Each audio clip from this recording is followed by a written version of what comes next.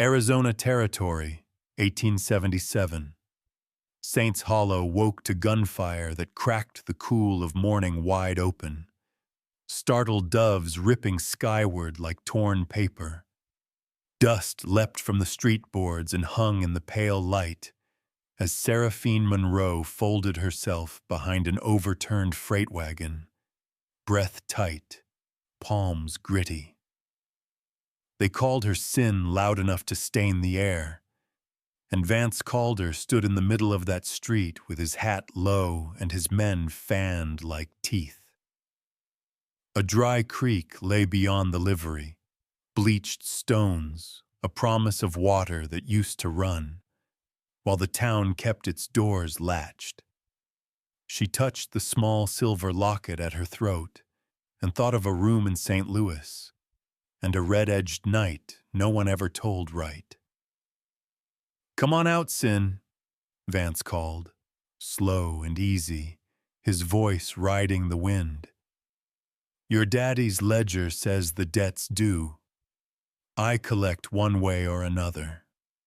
Sarah kept still. The wagon's belly smelled of axle grease and old feed. Sun slid across the bolt heads like coins. She counted the bullets left in the cylinder, too, then shut the revolver and listened to her heart rattle. A horse's bit chimed softly behind her, close enough she could hear the leather breathe. "There's a back door through the mercantile," a man said, low as a prayer. "When I tell you to run, you run." She turned, gun up. The brim of his hat shadowed his face, but she saw brown skin burnished by desert, a mouth that didn't know how to brag, and eyes steady as river stones. He wore a coat rubbed thin at the seams and gloves stitched twice. "Who are you?" she asked. "Malachi Reed," he said. "I've got men waiting past the creek. We can put you behind a gate Vance won't cross." "Why would you help me?" Her arm trembled and she willed it to stop. Out front, one of Vance's boys yanked a bell rope on the hotel porch, making a show of time. Malachi shrugged once. The kind of shrug a man gives a long day. "Because there's a right way to live out here. He's on the other side of it." A memory flickered. St. Louis gaslight. A parlor crowded with laughter that wasn't kind. A cousin of Vance's, hand on her wrist where no hand belonged. The bright, small weight of a letter opener she didn't remember picking up until it was already pushing him away. The way the story twisted by morning. How the names stuck. Another shot burst against the wagon's iron, splinters hissing her cheek. From the street rose the smell of lamp oil and warmed manure. Sarah glanced at the dry creek. The stones looked like bones laid out for counting. Far off, the light carried a hint of weather that didn't belong to this hour, as if the sky were keeping a secret. "My father's dead," she said. "His debts die with him." "Not to men like Vance," Malachi said. "He trades in fear. You don't have to." Her fingers found the locket again. It pressed a small circle of cool against her skin. She had never opened it since the riverboat west. The hinge seemed too intimate for daylight, like speaking a mother's name in a room where no one loved you. Boot heels scattered gravel. Vance's silhouette sharpened between two wagons, the brim of his hat cutting the morning. "Bring her," he told his men. "Try not to mark the face." Sarah felt the old shame rise, hot and stupid, and rode it like a horse she couldn't afford to sell. She breathed once, twice. The world narrowed to the space between the wagon's wheel and the street, to the clean line of Malachi's jaw when he turned toward the mercantile door. "Can your horse run?" he asked. "She can fly if I tell her," Sarah said. "That'll do." He slid a hand to the wagon's edge, peered under. Two on the left, one in the window, and Vance pretending patience. "We'll take the alley. When you see me stand, don't think. Just go." "What do you want in return?" The question came rough, dragged over gravel. Out here, nothing came clean. "Work," he said. "A brain that counts true. Somebody who can read both numbers and weather. My ranch needs that." Her mouth wanted to laugh at the thought. Sin ledgering cattle. But the thought of numbers steadied her, cool as a dipper. She had kept books once, before the nights got loud. "Read," Vance sang. "You hiding angels back there." Malachi didn't answer. He took off his gloves and tucked them in his belt. The strangest kind of kindness Sarah had ever seen. Bare-handed in a town that kept its fists up.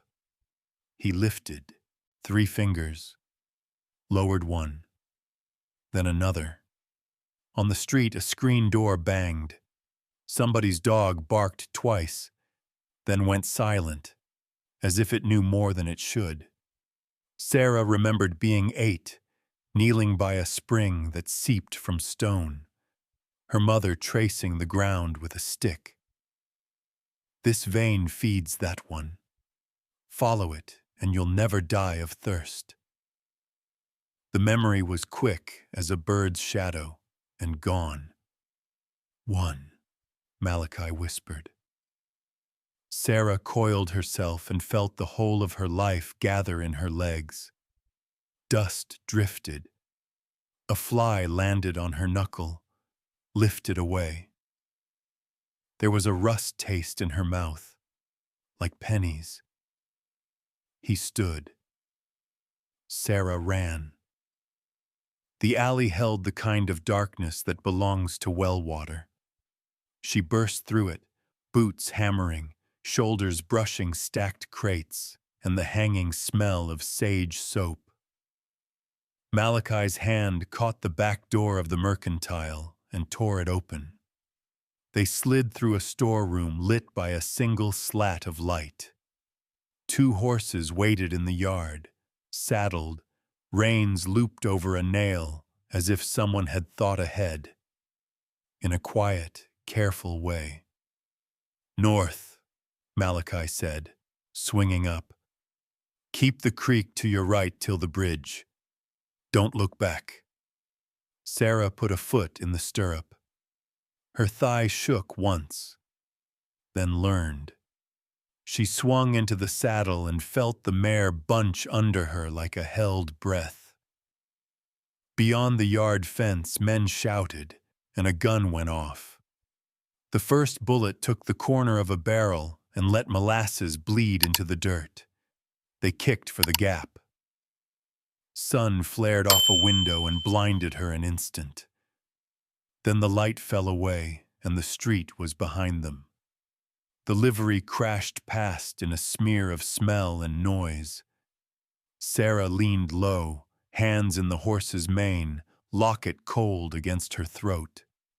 Behind, someone yelled her name like it belonged to him. Ahead, the dry creek flashed, a white seam waiting to be crossed. The first hoof hit stone and slipped. They didn't slow until Saints Hollow was a mirage behind them. Just smoke and shimmer, and the sound of gunfire had folded into the wind. The dry creek bent north, thin as a scar across the land. Sarah's mare blew hard, foam at the bit. Malachi raised a hand, and they slipped into the shadow of an old freight shed, left to the termites and dust. Inside it was cool, full of grain smell and the creak of wood. Light pushed through the slats in pale stripes. Malachi dismounted first, checking the horizon through the split boards. "We'll rest here till the sun drops," he said. Sarah slid from the saddle. Her knees nearly buckled from the run, but she caught herself on a crate. Her palms were raw where the rains had burned them. She wanted to ask where he came from, why he'd risked his skin for her, but the question felt too heavy for the quiet. He poured water from a canteen into her cupped hands. "Small sips," he said. "Your body's still catching up." She drank. The water tasted like iron and dust, but it steadied the shaking. Her eyes went to his coat, sun-bleached, shoulders wide but tired. "You're not a lawman," she said. "No," he replied. "Just a man who's had enough of them." The answer hung there. Outside, wind rattled the shed's tin roof like a coin flipped too many times. When the worst of her breathing had eased, she asked, "Where does this road lead?" "My place, Reed's Crossing." He leaned on a beam, eyes narrowed against the glare. "Few hours north, behind the mesas. It's quiet. Folks mind their own." Why would they want a stranger, one with trouble? "They won't," he said simply. "But I do." He walked to the horses, checking girths and cinches. "You can count? Keep books?" "I used to," she said softly. "Before everything went wrong." "Then you'll keep mine. Cattle, feed, wages. I've got hands who can ride but can't add." Sarah looked at him. "And if Vance comes?" "Then he'll find a gate he can't open." He adjusted the rifle on his saddle, tone quiet but hard. "A man like that only understands what stands in front of him." They rode again before the sun went red. The land changed shape. The sand grew coarser, scattered with scrub and cactus, like bad memories that refused to stay buried. The road climbed toward a cut in the hills, where the light turned the rocks the color of old blood. "Is it always this quiet?" Sarah asked. "Only till the coyotes start." She almost smiled. As the first stars came out, a cluster of buildings appeared in the hollow below. Corrals, a bunkhouse, a low house with a single lantern burning in the window. A woman's silhouette moved inside, slow and steady. "That's May," Malachi said. "My aunt. She'll feed you before she asks who you are." He called softly when they neared. The door opened, spilling warm lamplight across the yard. A woman past 50, hair tied back in a gray twist, stood framed in the glow. Her face carried both kindness and warning. "You found trouble again, nephew?" she said. "Maybe she found me first." May's gaze went to Sarah. For a moment, it lingered on the silver locket at her throat, and something like recognition passed through her eyes, gone as quickly as it came. "Come in, child. You look worn through." Inside smelled of coffee and wood smoke. Sarah stood by the door, unsure if her boots were too filthy for the floor. May set a bowl of stew before her without a word. "Eat, then we'll talk names." Malachi leaned his rifle by the hearth and poured himself coffee. "She'll be staying on," he said. "On what pay?" May asked. "Room, meals, and her word she'll keep my books straight." May stirred the fire, the iron poker ringing softly. "Then she'd better have neat handwriting." Sarah glanced between them. "You don't even know if I can be trusted." May looked at her with eyes that missed little. "Honey, out here, we trust first, or we die waiting for proof." Something in those words loosened a knot Sarah hadn't known she carried. She ate slow, the warmth of food climbing into her chest. Outside, the night had settled deep. Coyotes began their thin, distant singing. Later, when the dishes were cleared, May handed her a folded quilt. "Room's down the hall. You can set your things there." Sarah hesitated. "I don't have things." May nodded once. "Then you're easier to start over." She lay down on a narrow bed, still in her clothes. Through the open window, she heard boots scuff the porch. Malachi's steps pacing once, then still. Somewhere beyond, water dripped in a slow rhythm, as if a spring was trying to remember itself. She reached for the locket, but didn't open it. The hinge caught a sliver of moonlight. Outside, a horse snorted. A restless sound, like breath through teeth. From the ridge beyond the corral came a flicker of movement. A rider paused, the glint of glass at his eye. Watching. Sarah lifted her head from the pillow, heart tightening. The night went very still, except for that slow drip of unseen water and the whisper of something waiting in the dark. Morning came quiet, washed in gold and the smell of damp hay. Sarah woke before the rooster, half afraid the bed would vanish if she moved too fast. Outside, Reed's Crossing stirred. The low hum of men saddling horses, a shovel's scrape, the thud of boots on dirt. She dressed, smoothed the quilt, and stepped into a day still tasting of dew. Malachi stood by the corral, sleeves rolled, talking low with a broad-shouldered foreman. When he saw her, he nodded toward the main house. "Coffee's on the stove. May'll show you the books." The kitchen was a heartbeat of warmth. Beans simmering, floorboards soft from years of use. On the table lay a stack of ledgers bound in cracked leather, the edges darkened by dust and handling. May wiped her hands on her apron. "He keeps every receipt, every count, but never looks twice. You've got a better head for numbers, I can feel it."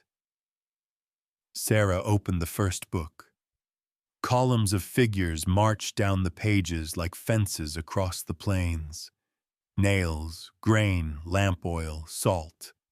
Most were steady until the oil.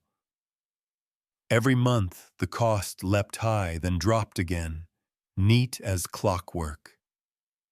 She turned another page and found the same pattern. "This supplier," she murmured.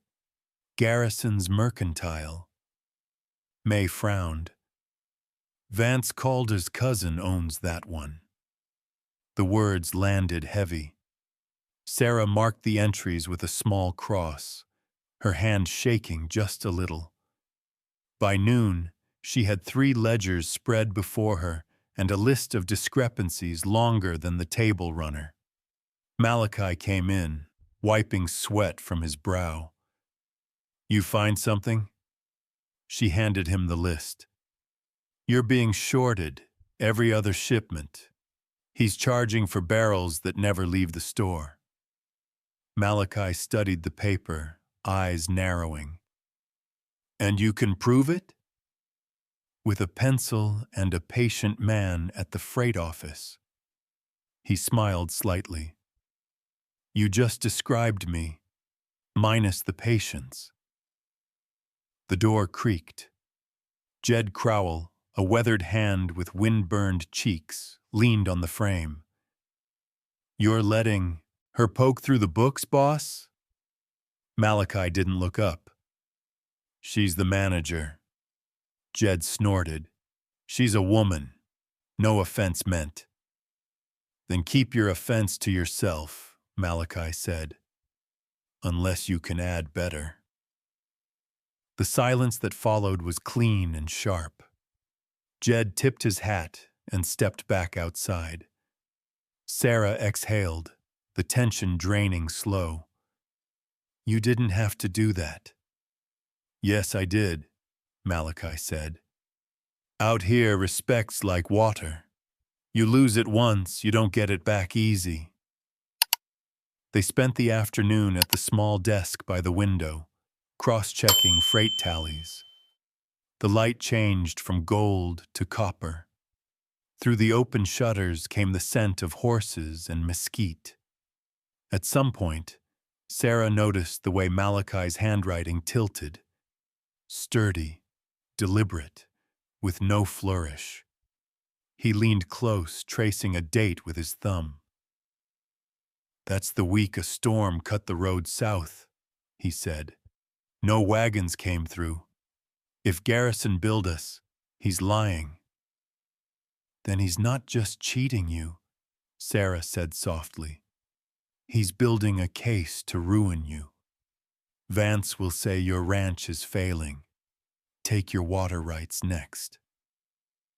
Malachi looked out the window toward the ridge. "He's tried before. Never with math, though." For a moment their eyes met. Hers full of cautious fire. His steady with the patience of someone who's buried too many storms. As dusk fell, May lit the lamps. "Eat before the dark eats you," she said, setting down plates. The day had turned cool. Coyotes began their thin songs beyond the fence. Sarah took a bite, then stopped. From the yard came the faint jingle of a bridle, too soft to belong to any of the ranch hands. Malachi set down his fork, listening. Jed came to the doorway, hat in hand, face drawn tight. "You expecting company?" "No," Malachi said. "Then somebody's out by the west fence watching the herd. Horse tracks where there shouldn't be any." Sarah felt the pulse jump in her throat. The room seemed smaller suddenly, the lamplight too bright. Malachi stood, calm as if he'd been waiting. "Get Caleb," he told Jed. "Check the outer trail before moonrise." Then he looked at Sarah. "You've done good work today. Lock the books in the chest when you're done." She nodded, fingers pressed to the locket through her blouse. Outside, wind picked up, carrying a dry whistle through the cracks of the door. Somewhere far off, a coyote barked twice. The sound thin, urgent, almost human. Sarah turned back to the ledger, but her mind wasn't on the numbers anymore. Through the window, she saw shadows shifting along the ridge, just at the edge of the lantern's reach. 3, maybe 4 riders, their shapes bending with the wind. Her breath caught. One of them lifted something that flashed in the faint light. Metal or glass, watching. The horses in the corral stamped, uneasy. Then the darkness swallowed the ridge whole. The night came slow, dragging its silence through the yard. The lamps in Reed's Crossing threw soft gold against the porch rails, and moths drifted in their orbit, brushing glass. Sarah sat outside with her sleeves rolled to the elbows, ink stains fading on her fingers. The ledgers were locked away, but the numbers still danced behind her eyes. Malachi joined her, carrying 2 tin cups. He handed her one. "Water," he said. "The only thing out here worth more than bullets." It was cool and tasted faintly of limestone. She took a sip and felt it settle somewhere deep, easing the day's weight. "You don't drink?" she asked. "Used to," he said, "till I realized whiskey don't keep a man honest, just quiet." Wind brushed across the yard, stirring the cottonwoods. Somewhere in the dark, a horse snorted. Sarah followed the sound with her eyes until it folded back into quiet. "You ever think about leaving?" she asked. "Once," Malachi said. "Then I saw how much land gets ruined when nobody stays." His voice carried something steady, like fence posts hammered into clay. She envied it. The sense of belonging. Her own roots had been pulled so many times they no longer remembered where to hold. She looked down at the small silver locket resting against her chest. The habit of touching it had become reflex, like checking for a heartbeat. "My mother used to say, 'Water remembers everything,'" she said softly, "even the ones who spill it." Malachi turned slightly toward her. "She's still alive?" Sarah hesitated. "No. She drowned crossing the Missouri when I was 15. We buried her name, but never her voice." For a moment the wind dropped, and the night felt suspended. She opened the locket for the first time in years. Inside, not a portrait, but a folded scrap of paper, thin as onion skin. Her fingers trembled as she unfolded it. Faded ink sketched a line through hills and valleys, marked with 3 dots and a curl that looked like a spring. Malachi leaned closer, the lamplight tracing the map's ghost lines. "That looks like this valley," he murmured. "See here? The mesa bend, the dry creek. Only this mark's showing another vein under the ridge." "It's her handwriting," Sarah whispered. "She drew it before she died. Said it was our inheritance. I thought she meant faith." Behind them, the screen door creaked. May stepped out, wiping her hands on a dishcloth. When she saw the locket, her breath caught. "Lord," she said softly, "that's Clara Monroe's mark."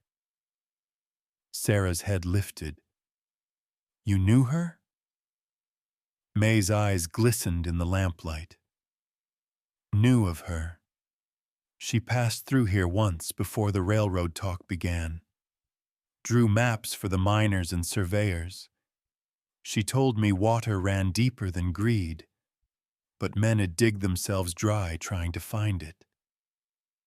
Sarah stared at the lines, feeling a pulse beneath them, as if the drawing breathed. "If this is real," she said, "then the creek's not dead. There's still a vein running under it." Malachi looked toward the west ridge, where the land sloped into shadow. "That would make this place worth a fight," he said, "and a target." The words fell between them like stones. May folded her arms. "Don't let the town hear of it yet. Vance has ears everywhere, and he's got a mind to own the water as much as the land. Keep that map close, child." Sarah nodded. She pressed the paper back into the locket and snapped it shut. The click was small, but it sounded like a promise. They sat in silence, listening to the chorus of crickets and the creak of boards cooling under night air. The smell of sage drifted through. Malachi reached for the lamp, dimming it until only their outlines showed. Two shadows against the deeper dark. "I don't know what that map means yet," he said, "but I'll help you find out." Sarah wanted to answer, but words felt too fragile to trust. She looked at the stars instead, scattered across the sky like spilled salt. Somewhere up there, she imagined her mother tracing that same pattern, smiling at the foolish girl who'd finally opened the locket. The wind shifted. From far off came the low roll of thunder out of place, heavy with dust and promise. Lightning stitched briefly across the horizon, too far to see the rain that caused it. Malachi stood, eyes on the ridge. "Strange time for a storm," he said. "Maybe the land's remembering how to breathe," Sarah murmured. The thunder rumbled again, closer now, and the night smelled suddenly of wet stone. She gathered her shawl, the taste of rain on her tongue.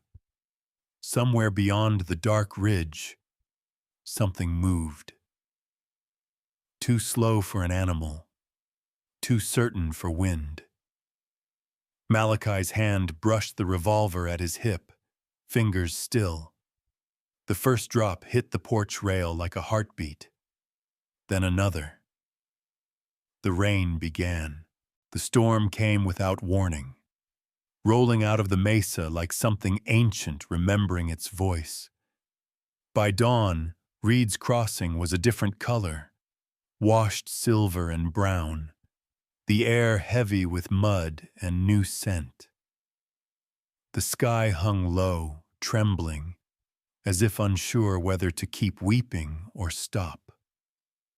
Sarah stood on the porch, shawl clutched tight, watching the rain carve lines in the yard.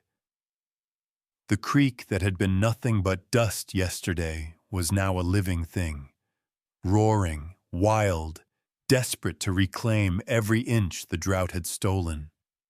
Malachi came from the barn, coat dark and dripping. "Herd scattered," he said. "The lower pen's half under. We need hands out there before the foals drown." "I can help," Sarah said. May turned from the window. "You stay put, girl. That flood'll eat a body whole." Sarah looked at Malachi. He didn't order her to stay. He just handed her a pair of gloves and said, "If you're coming, ride light." They saddled in the rain. The horses shivered, ears pinned against the wind. Caleb and June were already ahead, ropes coiled across their saddles. The sound of thunder chased them down the slope like drums from another world. At the edge of the flooded field, the world was noise and motion, mud sucking at hooves, water flashing white where it struck rocks. A mare whinnied from the far bank, trapped on a spit of land. Sarah could barely see her through the rain. "We'll lose her and the foal if we don't move now," June shouted. Malachi scanned the current, jaw set. "It's too deep for a horse to cross." Sarah's voice broke through the wind. "Not if we rope from both sides." Caleb blinked.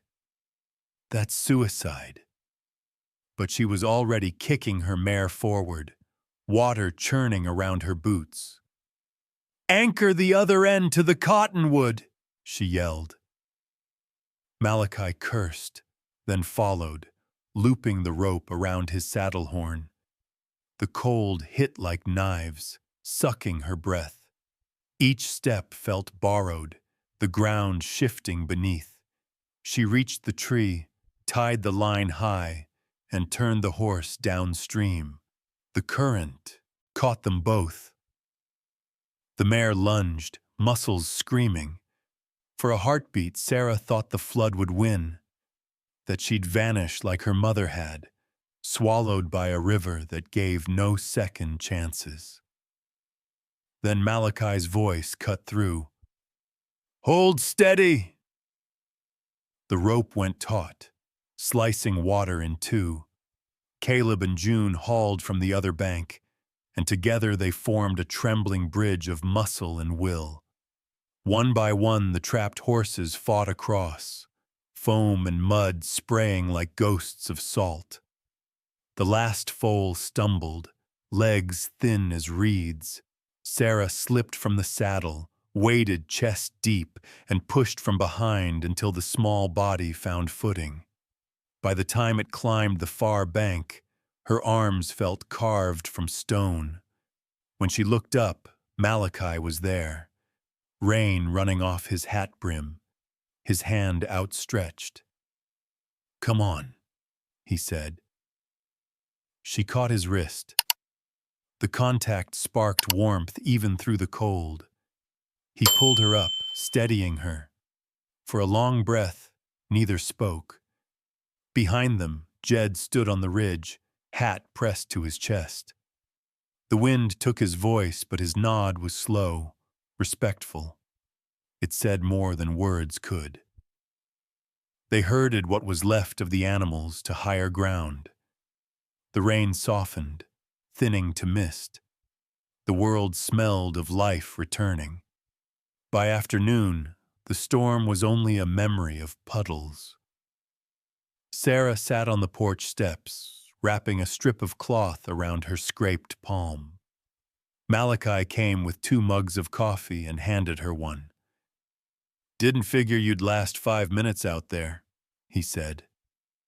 "I didn't either." He smiled, barely, but it reached his eyes. "You've got a mean streak of stubborn."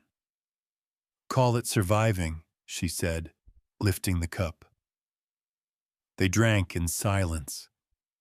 The creek murmured, not dead anymore. The air carried the clean tang of rain-soaked earth. From down the slope, June's voice called, half laughing, half afraid. "You might want to see this." They walked toward her. She stood by the fence, holding a torn scrap of paper she'd found caught in a puddle. The ink bled, but a few words remained clear. Wanted. Seraphine Monroe. $500. Dead or alive. The world went still. Even the horses quieted, ears pricked. Time 700 pems. Sarah stared at the paper, her name written like a wound. "So that's how he means to find me," she whispered. Malachi's jaw clenched. "He won't." But she saw it in his face. The understanding that Vance Calder had just turned her life into open season. The wind rose again, carrying the scent of wet iron and danger. Above the ridge, a hawk wheeled once, sharp against the pale sky. Sarah folded the torn paper and slipped it into her pocket. "Then I'd better earn my keep fast," she said quietly. Malachi's answer was a single nod, but in it was promise, one that would test every soul in Reed's Crossing before long. The bounty notice hit the porch post before sunrise, nailed there with a clean, deliberate strike. The sound woke the yard dogs first, then May, who stepped onto the porch with her shawl half over her shoulders. The paper fluttered in the cold dawn wind. Seraphine Monroe, wanted, $500, dead or alive. By the time Sarah came out, The sun was barely crawling over the ridge. She didn't need to read the words. She knew their weight already. The smell of ink and fear carried far in the dry air. May's voice was low, thick. He means to buy her back in blood. Malachi stood a few paces off, staring at the paper like it was a man. He won't have the chance. He reached up, tore it down, and crushed it in his hand. Inside the bunkhouse, boots thudded and voices rose. Caleb came first, jaw set. Jed followed slower, his eyes unreadable. "That bounty's enough to make fools do brave things," he said, "or the other way around." Malachi turned to him. "You think any fool here's built that cheap?" Jed looked at Sarah. "I think fear changes a man faster than hunger. Vance knows that." Silence held a long moment. The paper in Malachi's fist dripped a bead of ink onto the porch rail, black as oil. Sarah swallowed hard. "If I leave, the heat will go with me." "No," Malachi said. "If you leave, he wins." May stepped between them, eyes sharp as flint. "We'll decide nothing standing out here like a target. Inside." They gathered around the long table. The air smelled of smoke and wet leather. Sarah sat at the end, hands folded tight. Caleb leaned forward, elbows on his knees. "We post a watch. 2 men at the ridge, 1 at the corral. Rotate every 6 hours. June crossed her arms. "You'll run yourselves dry like that." "I've been drier," Caleb said. Jed shifted, restless. "And what if the law comes asking? They see the poster, they'll have questions. You can't fight a bounty with a conscience." Malachi's gaze moved from man to man. "You can if you've got proof she's worth more alive than dead." Sarah met his eyes. There was something in his calm that scared her more than the bounty, because calm like that meant he'd already made up his mind. "Malachi," she said softly, "you don't owe me this fight." He turned to her, voice steady. "Maybe not. But I owe the land something better than men like him walking on it." The lamps flickered. Wind crept through the chinks in the walls, carrying the distant cry of a hawk. Jed rose from his chair. "I'll take first watch. West fence." May nodded. "And I'll keep the light on the porch. Let 'em know we're not hiding." After the meeting, the others filed out, leaving only Sarah and Malachi in the half-dark room. The bounty paper lay on the table, smoothed flat again, its edges curling as if alive. "I've seen this before," Sarah said quietly. "When a man wants you gone but can't do it legal, he buys a noose with someone else's hands." Malachi's eyes softened. "You've been running a long time." "All my life," she said. "Every place I go, someone finds a way to call me sin again." He stepped closer, voice low. "Then let me call you by your name." It wasn't loud, wasn't grand, just true. And in that truth was something that broke the tightness in her chest. Outside, the dogs barked once, then fell quiet.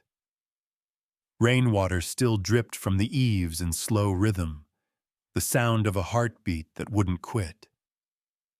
May's shadow crossed the window, her lamp swinging gently. "There's stew on the stove," she said, not looking in. "Eat while you can. Night'll be long."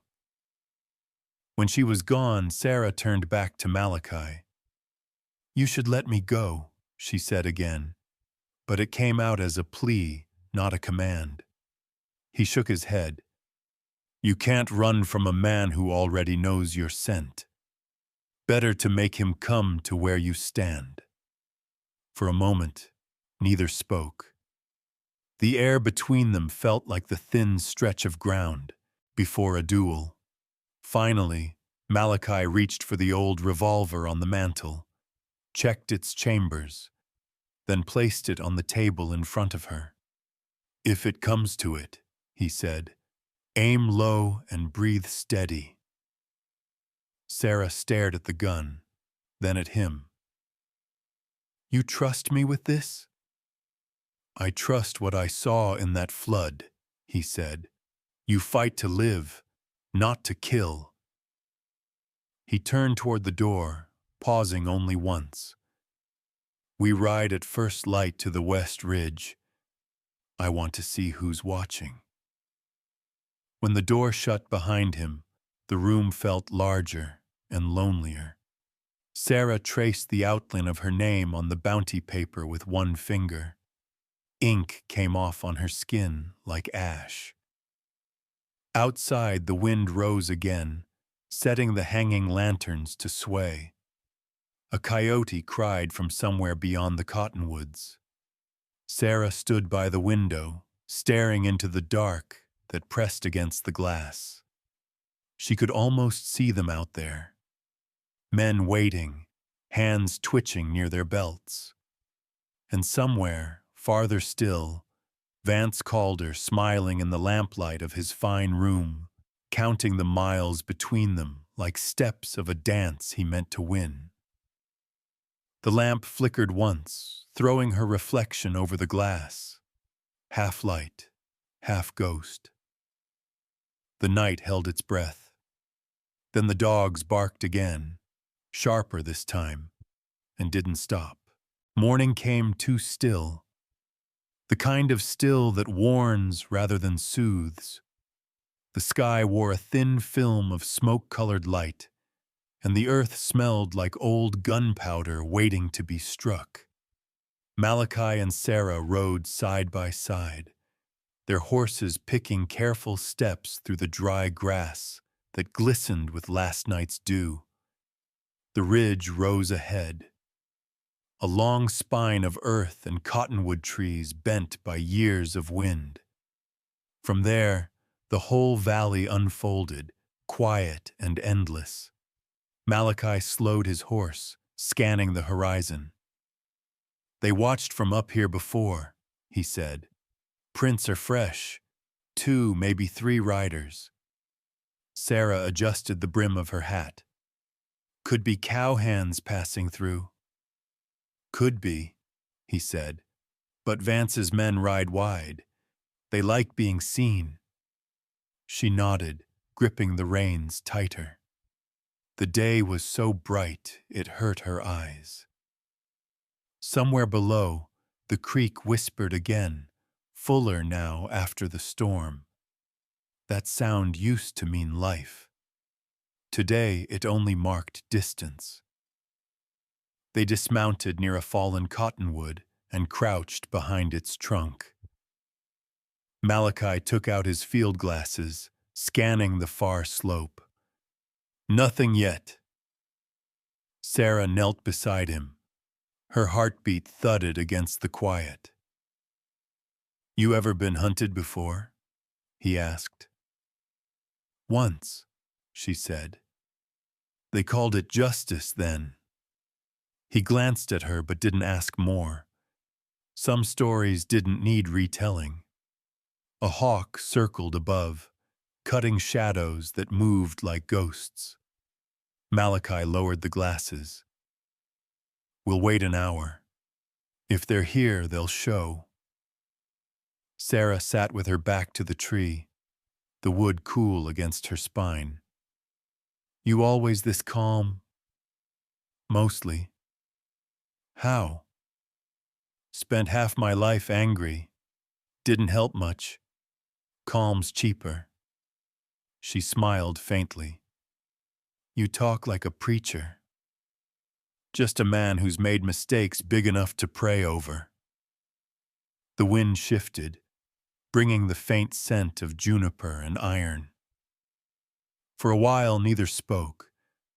The silence between them wasn't empty. It was full of something, steady, a quiet that asked to be trusted. Sarah looked at the scars on his hands, pale lines against dark skin. You lost someone too, didn't you? He nodded once. Wife, long time ago. Fever took her before the rain came that year. I'm sorry. Don't be. She kept this place alive long enough for me to learn how. Sarah's voice dropped. I forgot how to stay anywhere. I keep leaving before I can be left. Malachi turned his head, meeting her eyes. Maybe that's over now. The moment lingered, fragile as breath. Then a sound cut through the air. Metal brushing wood, faint but wrong. Malachi's hand went to his holster. Down, he said. They dropped behind the log just as a bullet cracked through the stillness, splintering bark above their heads. Birds exploded from the trees. 2 o'clock, on the ridge, Malachi shouted. He fired once, quick and clean. The reply came instant, 3 shots in return. Sarah's pulse hammered. She grabbed the spare rifle from the saddle, chambered around the way Caleb had shown her days before. Her fingers didn't shake. Stay low, Malachi barked. I can shoot. I know. That's why I said stay low, not stay back. The next shot hit the dirt near her boot. She ducked, breathing hard. The air tasted like copper and dust. They're flanking left, she called. Malachi moved, crouched, fired twice. One of the attackers cursed.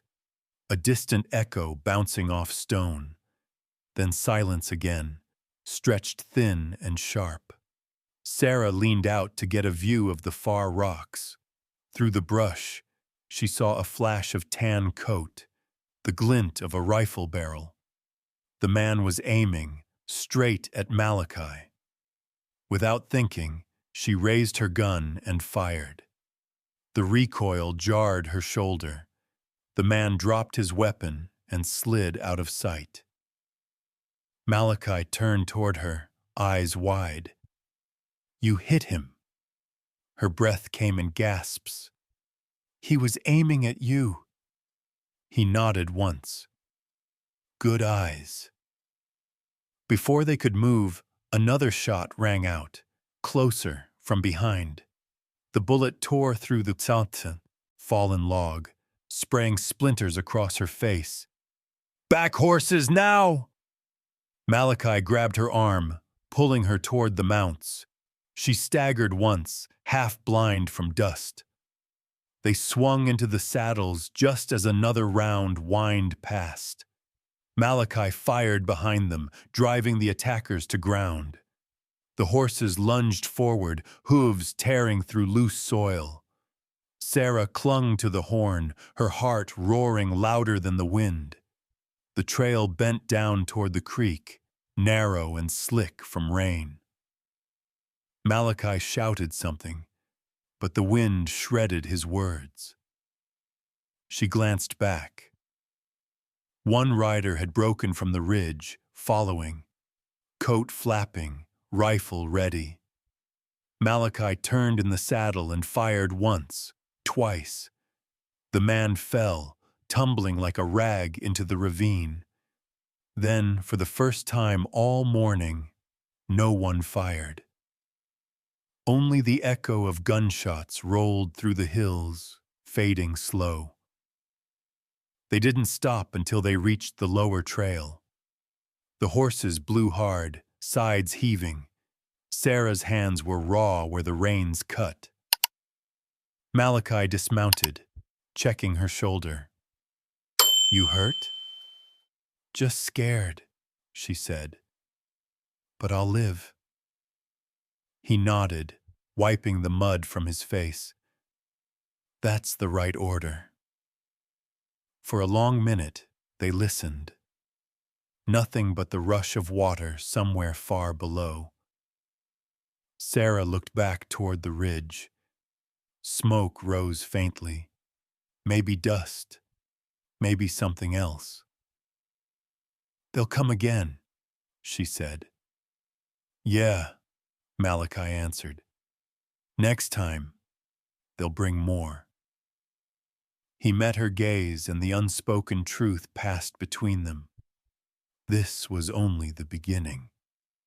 Behind them, the creek murmured softly, a lullaby against the violence.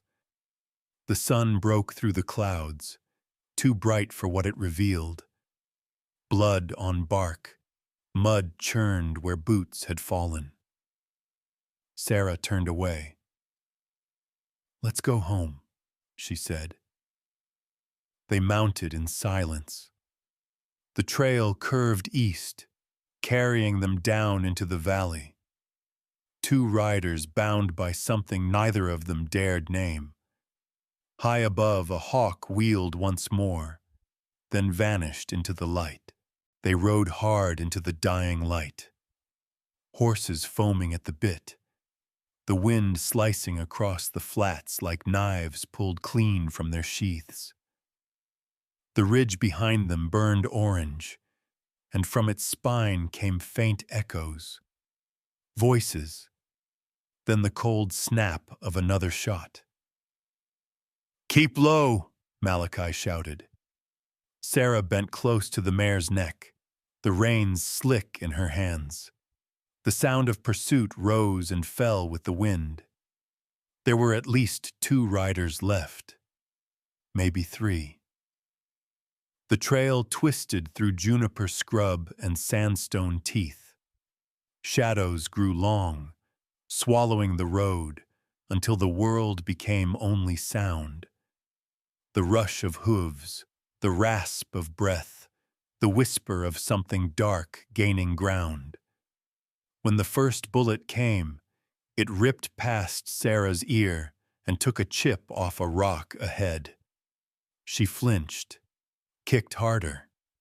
Malachi swung his horse beside hers, returning fire without slowing. Left gully, he barked. We'll lose them in the wash. They veered sharply, dirt spraying. The narrow cut offered cover, but the slope was steep and loose. Sarah's mare stumbled once, caught herself. Behind them another shot cracked, closer this time. They hit the bottom of the gully hard. The air down there was cooler, heavy with the smell of wet stone. Water dripped somewhere unseen, a reminder that the storm still lingered in the ground. Malachi reined in, listening. We've got a mile before the canyon opens. After that, nothing but flat. Sarah nodded, chest heaving. We won't make it that far if they catch our trail. He started to answer, but a rifle roared from above. The bullet struck his hat clean off, spinning it into the dust. He dropped low, cursing under his breath. They're on the rim, she shouted. Stay behind me! Another shot. Sarah saw the muzzle flash just as Malachi turned to fire back. And before she could think, she lunged sideways, shoving him down. The gun went off again. Pain seared her shoulder, sharp and hot. Malachi caught her before she fell from the saddle. Sarah. I'm fine, she hissed, though the world tilted and blurred. Keep going.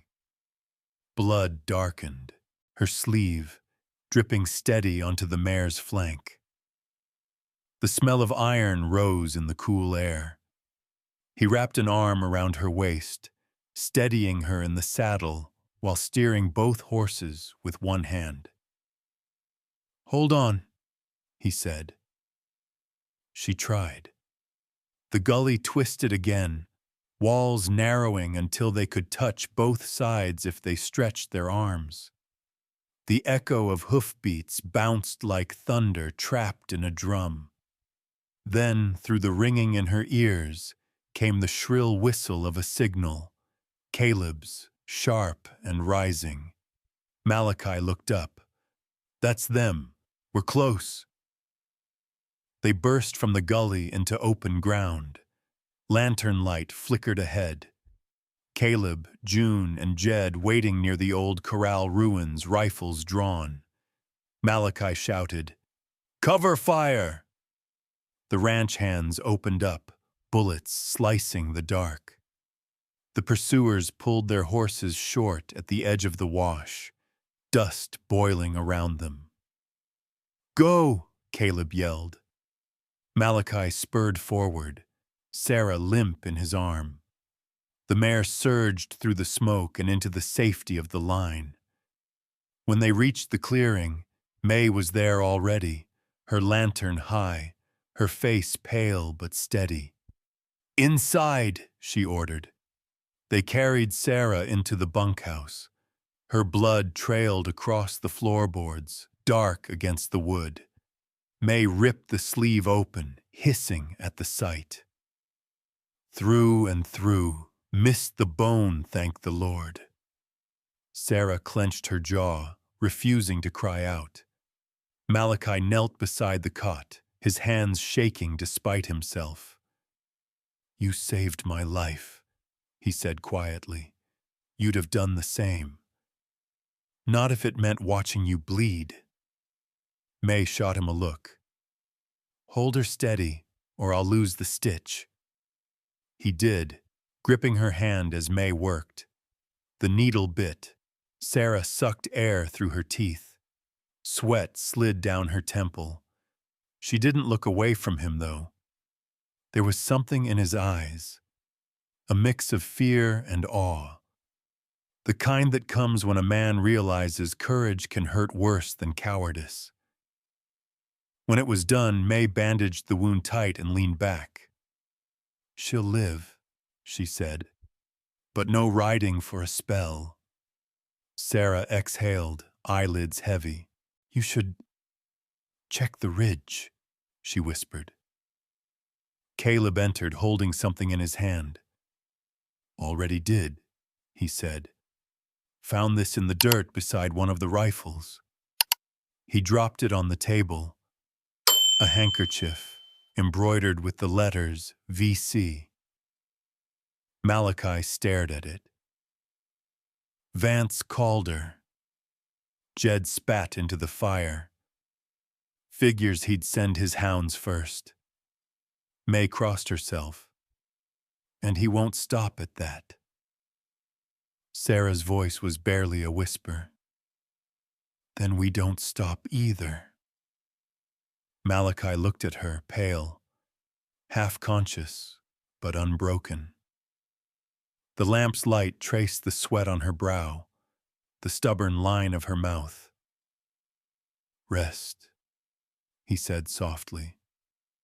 "We'll take the next step at dawn." She wanted to argue, but sleep pulled her down, slow and deep. The last thing she felt was the warmth of his hand still wrapped around hers. Rough, but careful. Outside, the wind eased. Caleb and Jed dragged a table against the door.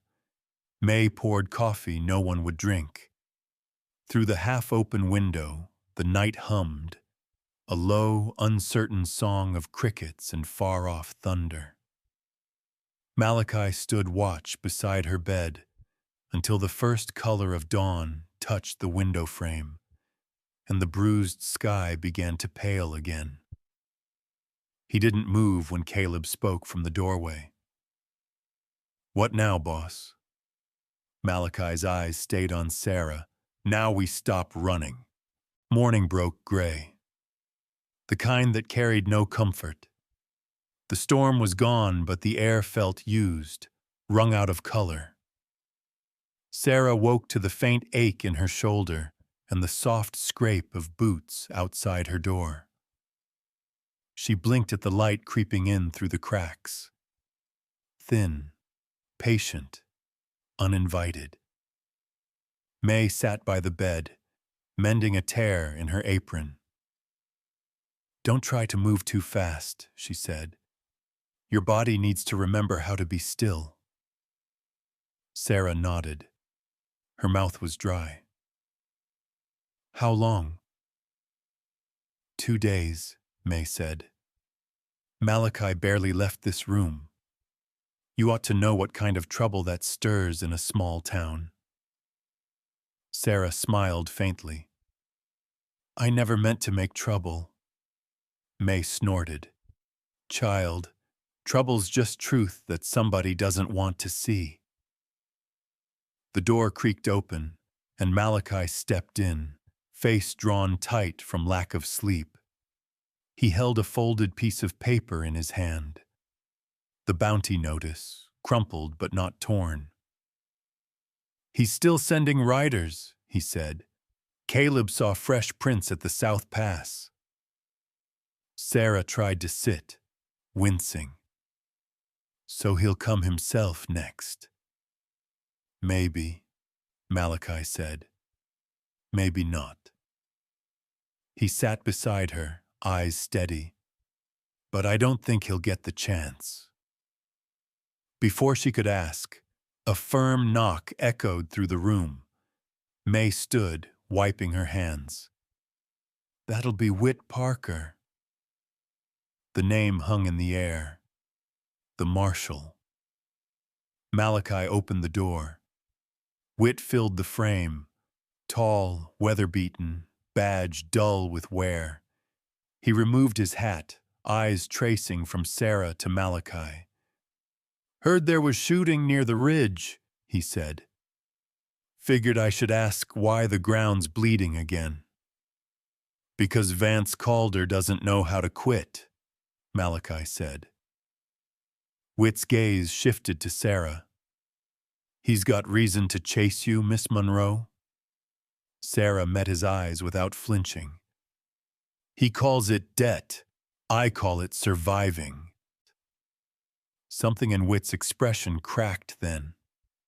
A faint, old sorrow that didn't belong to this room. He closed the door behind him and stood there, hat twisting in his hands. "I owe you both more than questions," he said quietly. "And I've carried that debt too long." Malachi leaned back against the wall. "Go on." Whit drew a long breath. 3 years ago, I rode with Vance's men. Didn't know what kind of devil he was then. He had a way of dressing theft up as justice. We were supposed to haul a debtor east, your father, Miss Monroe. Only when we got to his place, there wasn't a man left alive. Just you and the papers. Vance said your father ran, left you behind as collateral. I didn't believe it, but I didn't stay to find out the truth. I turned my badge toward the next town and told myself I'd done my duty." Sarah's breath caught. "You were there." He nodded once. "I was. And I saw the mark on the door. Not your father's handwriting. Vance signed it himself." The room fell still. The rain that had begun again tapped softly on the roof, like fingers seeking forgiveness. Whit stepped closer, voice low. "I can testify. I've still got records from the freight logs, dates, signatures, Vance's name where it shouldn't be. You bring me the rest, anything that ties him to those false bills, and I'll carry it to the circuit court myself." Malachi's jaw tightened. "You'd stand against him?" "I already am," Whit said. "You think I wear this badge for the pay?" May crossed her arms. "You wore it for worse once." He nodded, unflinching. And that's why I'm here now. A man can't rewrite what he's done, but he can stop pretending it was right. Sarah looked at him, seeing not a marshal, but a man cracking open the rust around his own heart. If I give you the ledgers, if we show them together, he'll come for you too. Whit's mouth lifted in something that wasn't quite a smile. Let him. I've been waiting to look that man in the eye again. The words settled in the room like the first drop before a storm. Malachi stood, hand resting on the back of Sarah's chair. We'll need every scrap of proof we've got. Caleb's gone to fetch Nakai. He knows the land deeds better than anyone. Sarah touched the edge of her bandage, eyes distant. Then this ends where it started, with water. Whit frowned. What's that mean? Malachi looked out the window, toward the line of cottonwoods where the creek shimmered faintly in the weak sun. Means this valley's holding a secret Vance wants more than money, and if we find it first, the law'll finally have something worth swearing to. For a long moment, no one spoke. Outside, a hawk drifted low, its shadow sliding across the porch. May turned to Whit. You'll need food for the road if you're running evidence. Not yet, Whit said.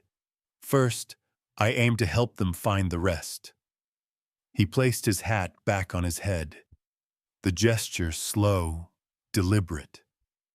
A man putting weight on his shoulders because it felt right again. Sarah looked at him as he turned for the door. Marshal, she said softly. Thank you. He paused. Don't thank me, Miss Monroe. Not till I've earned it. When he was gone, the quiet returned. Different now. Not the silence of fear, but of purpose. Malachi glanced at Sarah. He's a man learning to stand straight again. So are we, she said. He nodded, a faint smile breaking through. Then let's make sure this ground remembers it. Outside, the sky cleared just enough for light to spill across the floorboards, a thin gold stripe that ran between them like a road waiting to be walked. By the time the sun climbed high enough to burn the mist from the valley, Reed's Crossing was already awake. The sound of hammers rang from the barn roof, and the air carried that sharp smell of horses, damp hay, and iron. It should have been an ordinary morning, but nothing about the air felt ordinary anymore.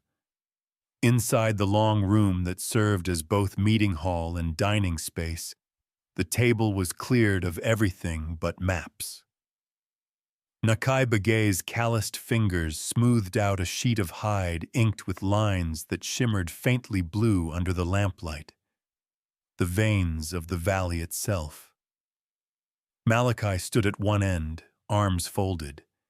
Whit sat nearby, badge glinting in the half-light. Sarah came last, her shoulders still stiff beneath the bandage. Around her neck hung the silver locket, newly polished, catching the light like it had something to say. When she opened it, the room went quiet. Inside lay the folded scrap she'd found weeks ago, a drawing of the land before fences, before names.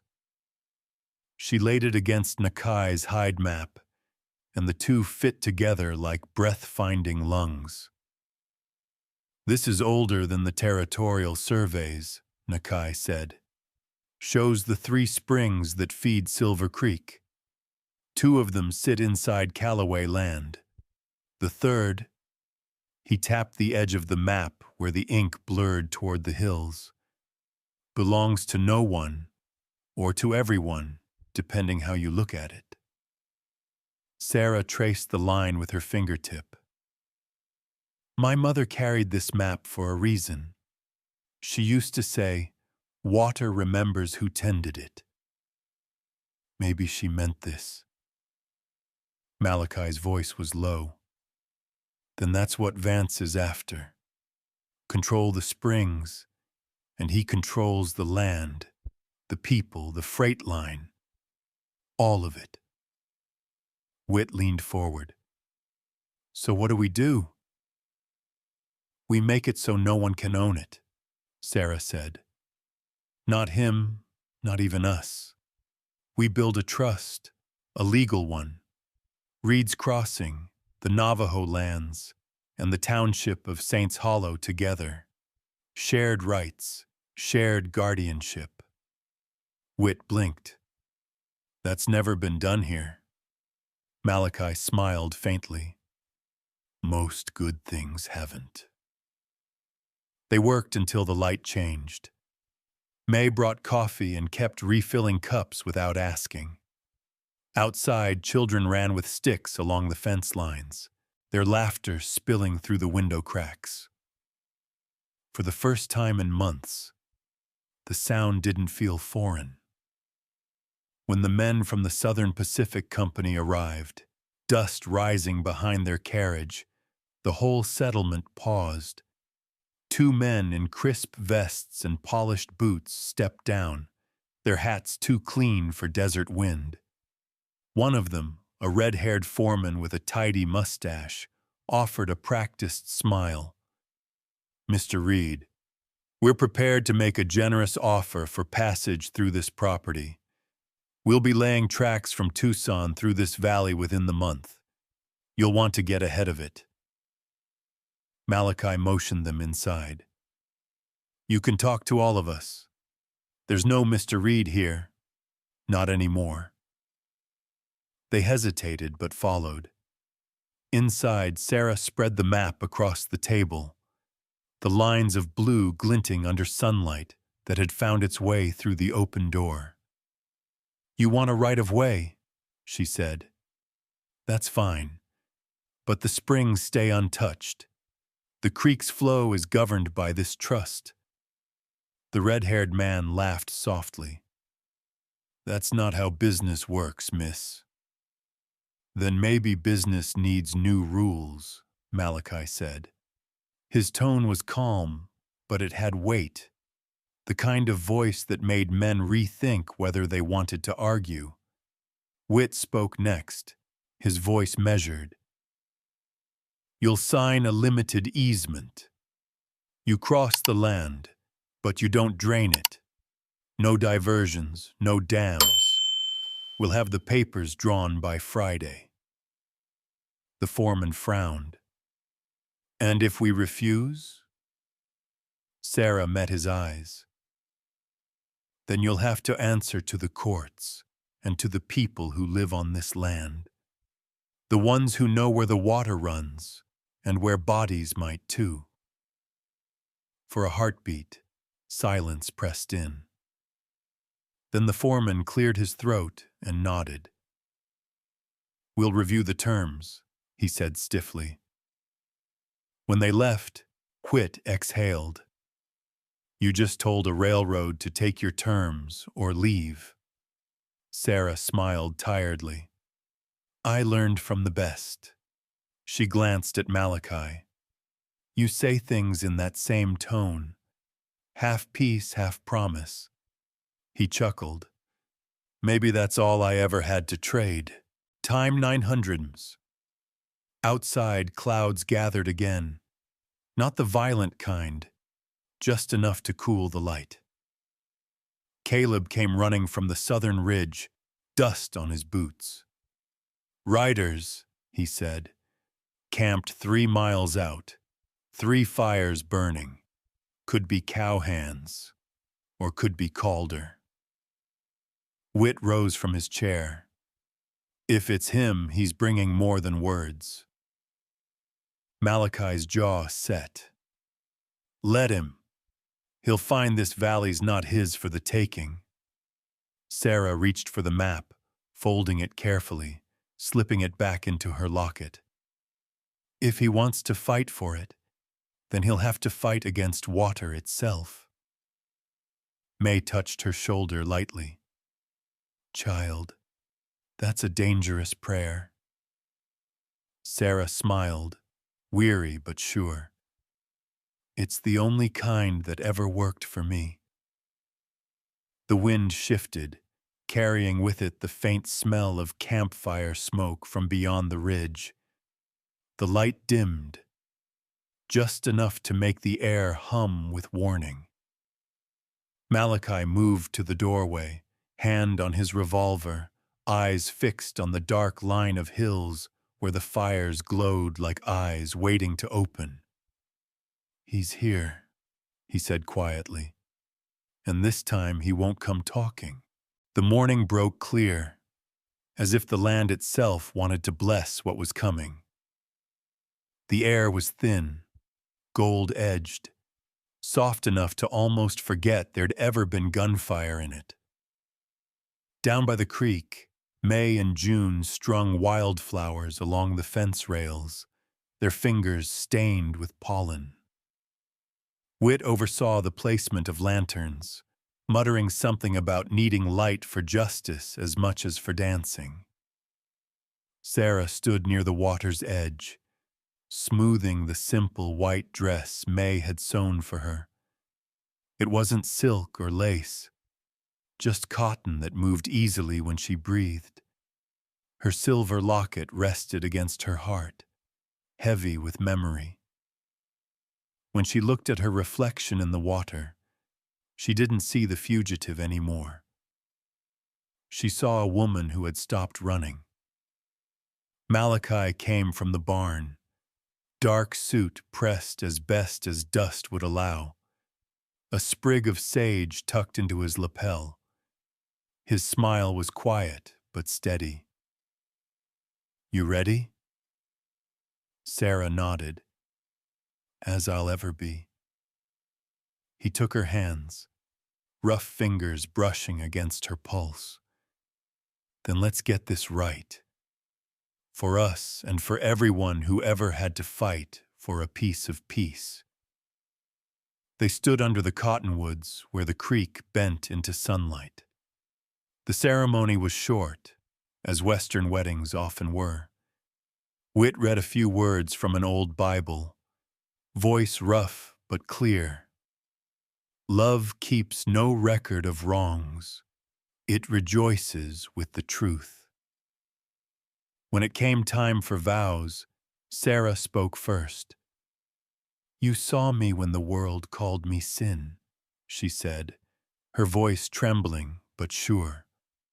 And you called me something else, something worth saving. Malachi's gaze softened. You gave me reason to believe the land could forgive men like me. I'll keep this ranch, this water, and you, not as possessions, but as promises. Whit smiled faintly.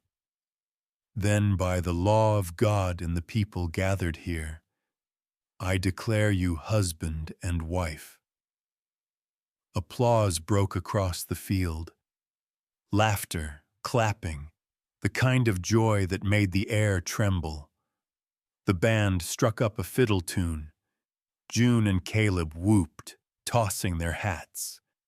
For the first time in years, Reed's Crossing sounded alive. But joy has a habit of walking side by side with danger. A rumble grew beyond the ridge. Not thunder, but hooves. The laughter stilled. Whit's hand went to his revolver. Malachi's jaw tightened. Then came the shout. Riders! From the east! 10 men rode hard into the valley, dust swirling behind them like smoke from a burning field. At their front was Vance Calder, hat low, face drawn and pale as bone. He pulled his horse up short before the gathered crowd, sneering at the wedding arch.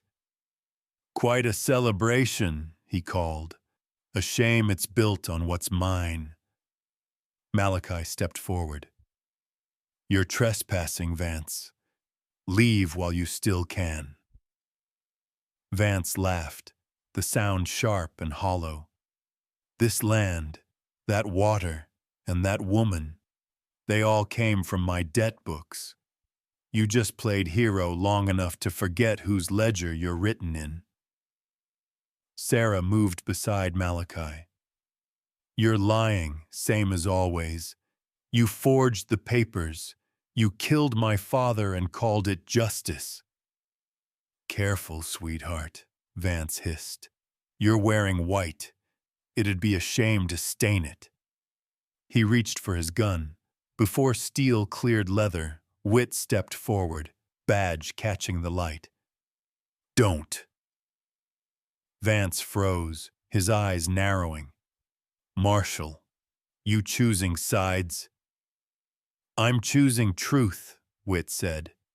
He pulled a folded document from his coat. By order of the territorial courts of Kansas and Missouri, you're under arrest for fraud, extortion, and attempted murder. Laughter erupted from Vance's men, but it faltered when Whit's deputies, Caleb, Jed, and 2 townsmen with rifles, stepped from the trees. Vance's voice cracked like a whip. Paper won't stop bullets. No, Malachi said, but this will. He nodded to Sarah. She opened her locket. Inside was the ancient map, its ink shimmering faintly in the sunlight. Nakai unrolled the full parchment beside her, showing where the 3 springs met, their lines traced and recorded. Caleb added the town ledger, signed that morning by the rail company itself, confirming the water trust's legal protection. Sarah's voice was calm, clear. These lands no longer belong to anyone. The springs are public record now. You can't buy them, can't drain them, can't take them, and you sure as hell can't take me. Vance's face twisted. He lunged, reaching for her arm. Malachi moved faster. His fist cracked across Vance's jaw with a sound that silenced everything. The creek, the wind, even the crowd. The outlaw staggered, falling into the dirt where the water ran close enough to touch. Whit stepped forward, snapping the iron cuffs around Vance's wrists. You're done, Calder. The territory's been waiting a long time to hear you fall quiet. Vance spat blood into the dust. You think this changes anything? The railroad will still take your valley.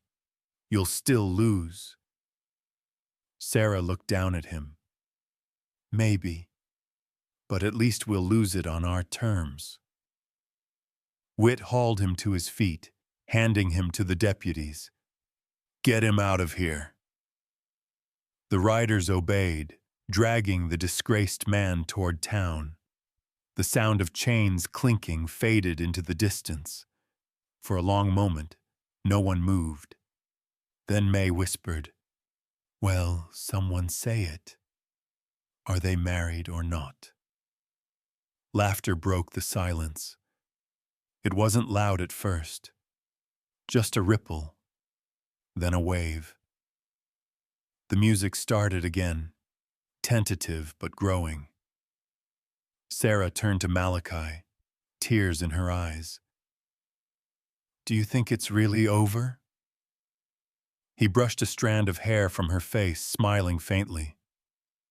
No, but for once it's ours to finish. Above them the wind changed. It carried the scent of coming rain. Not fear, not threat, but renewal. The kind that meant the valley was listening. Night settled soft over Reed's Crossing. The rain now a memory that smelled of cedar and clean earth. Lanterns swung from cottonwood branches, their light trembling on the creek like gold scattered by hand. Music drifted, low fiddle, slow rhythm, the kind meant for holding rather than dancing. Sarah stood barefoot on the porch, the hem of her dress damp her hair loose for the first time in years. Malachi stepped up beside her, offering a hand. "Come on," he said. "We ought to dance once before the night forgets us." They moved slow on the packed dirt, the world around them blurring into warmth and hush. No more running, no more fear, only the soft weight of belonging. May laughed somewhere near the fire. Caleb poured whiskey for Wit, who for the first time smiled without apology. The creek murmured its steady song.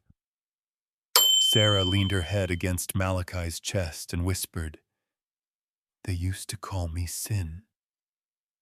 He drew her closer, his voice low as the night. "Not here, not ever again." The lantern swayed, the music thinned, and in that stillness, beneath a sky washed clean, they kept dancing. Two souls who had earned the right to stay. When the last lantern fades and the creek runs quiet again, we're left with what truly matters.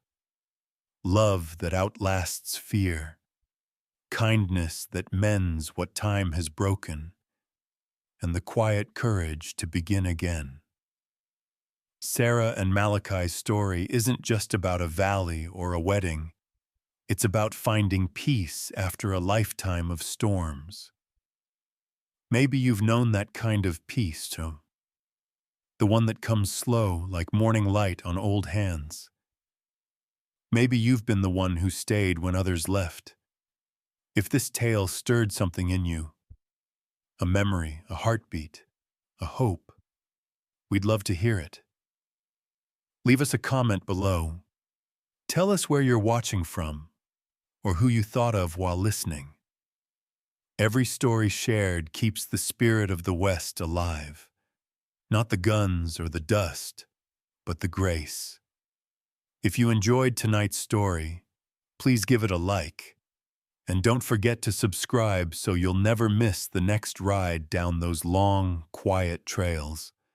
Until then, keep your coffee warm, your heart open, and remember, some journeys don't end, they just find a home. Thank you for riding with us tonight, friends.